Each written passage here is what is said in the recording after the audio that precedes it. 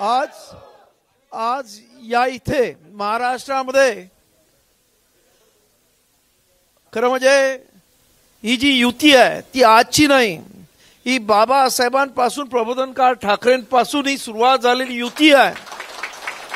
आणि आज खऱ्या अर्थानं महाराष्ट्रामध्ये राजकीय आणि सामाजिक परिवर्तन घडवण्यासाठी म्हणून आम्ही दोन्ही कार्यकर्ते, मी मुद्दामून एकनाथरावांचा मी कार्यकर्ता म्हणून उल्लेख करतोय, कारण त्यांच्या मुख्यमंत्रीपदाच्या काळात सुद्धा ते मुख्यमंत्रीपदी होते म्हणून असं वागले नाहीत, तर ते खऱ्या अर्थानं कार्यकर्ता म्हणून प्रत्येक तळागाळाच्या माणसाच्या सुखदुःखाशी एकरूप होण्याचा त्यांनी प्रयत्न केला.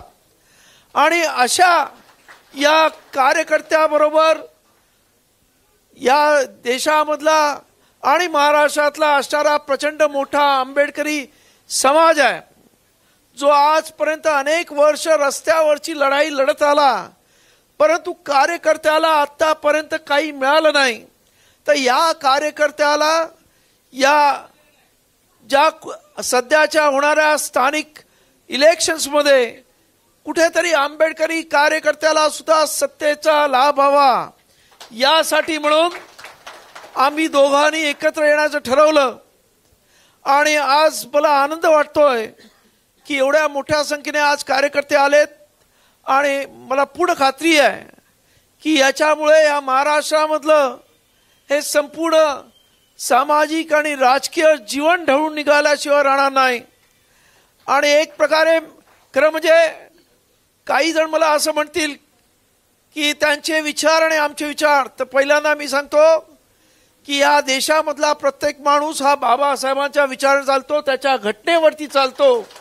आणि त्यामुळं त्यांच्या आणि आमच्या विचारात काही वेगळेपण असण्याचा प्रश्नच नाही.